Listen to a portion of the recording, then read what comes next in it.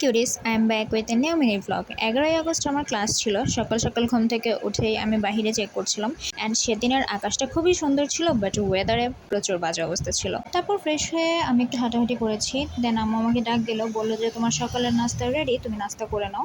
নাস্তা শেষ করে জলদি জলদি রেডি হয়ে জলদি জলদি বের হয়ে যাই, কারণ আমার ফ্রেন্ড আমার জন্য ওয়েট করছিল। ও আর আমি একসাথে গিয়েছি। হাঁটতে হাঁটতে ভাবলাম কেন না একটা ফিট চেক হয়ে যাক। Here I am guys.